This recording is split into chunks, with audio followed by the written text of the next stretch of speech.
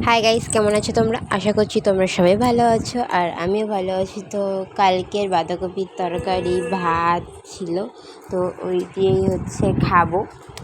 তো তারপরে সারাদিন গেল, খুব একটা ক্লিপ নিতে পারিনি কারণ মেয়েটার খুব পটি হচ্ছিল আর এত জামা কাপড় নোংরা করছে। লাস্টে আমাকে শাড়ি পরতে হয়েছে, কিন্তু আমাকে শাড়ি পরে কি দেখতে একদম পছন্দ করে না। ও আমাকে যেহেতু নাইটি পরে দেখে, তো এই জন্য।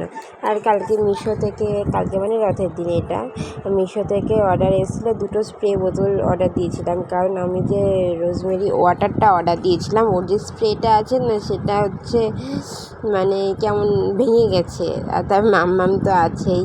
তো এই দেখো, তো কোনো নাইটি টাইটি কিছু নেই, একটা হাউস কোট ছিল, এটা লাস্টে পরলাম এই গরমের মধ্যে। খুব বাজে একটা ব্যাপার, ভাল লাগছে না।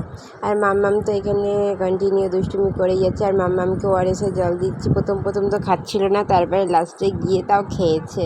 তো ভালো, যেইটুকু খেয়েছে সেইটুকুই অনেক। আর মামা এখানে খেলছে।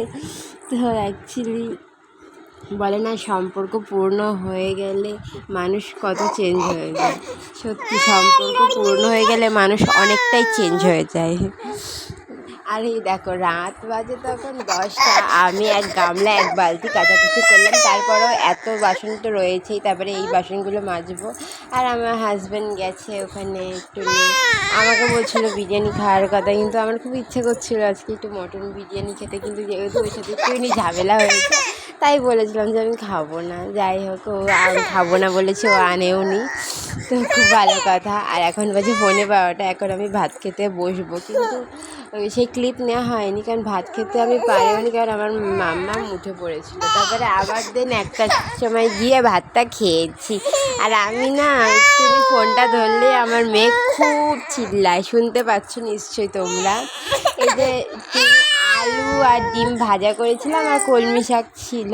তো চলো, আজকের মতো ব্লগটা এখানে শেষ। এরকমভাবেই আমার রথযাত্রাটা গেল। তোমাদের কেমন কাটলো জানিও।